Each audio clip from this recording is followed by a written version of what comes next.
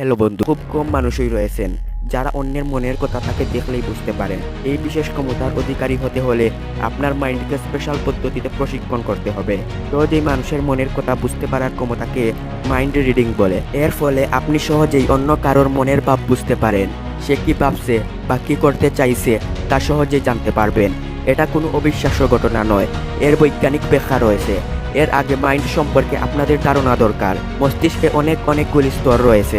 এর সর্বপ্রথম স্তর হলো কনশাস মাইন্ড, তারপর হলো সাবকনশাস মাইন্ড, তার একটি পার্ট হলো আনকনশাস মাইন্ড, অপর পার্ট হলো কালেকটিভ বা সুপার কনশাস মাইন্ড এবং সবার শেষে কসমিক কনশাস মাইন্ড।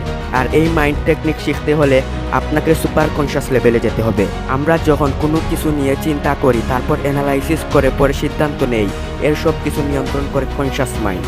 কিন্তু আমাদের আবেগ, ইমোশন, অভ্যাস, জ্ঞান প্রভৃতি নিয়ন্ত্রণ করে আমাদের সাবকনশাস মাইন্ড। অর্থাৎ আমরা কনশাসলি যা করি তা গিয়ে স্টোর হয় আমাদের সাবকনশাস মাইন্ডে। আমরা যে কোনো কাউকে দেখে বুঝতে পারি সে সুখী না দুঃখী, কিন্তু মানুষটি কেন সুখী বা কেন দুঃখী তা মানুষটিকে দেখে বুঝতে হলে আমাদের কালেকটিভ কনশাস লেভেলে যেতে হবে। এই কালেকটিভ কনশাস লেভেলের দুটি ভাগ রয়েছে, এক সেলফ রিয়েলাইজেশন, দুই zero thought meditative state. Self realization এর মানে হলো নিজের প্রতি বিশ্বাস।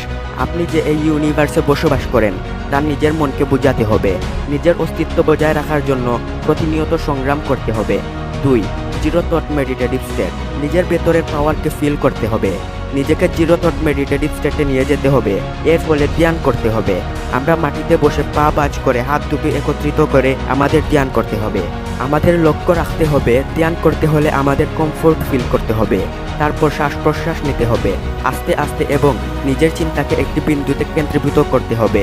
এর ফলে আমাদের কালেকটিভ কনশাস মাইন্ডের দরজা খুলে যাবে। এর ফলে আমরা ভিতরে ভিতরে একটি এনার্জি ফিল করতে পারবো। এটি প্রতিনিয়ত করতে পারলে আপনি সহজেই মানুষের মন বুঝতে পারবেন।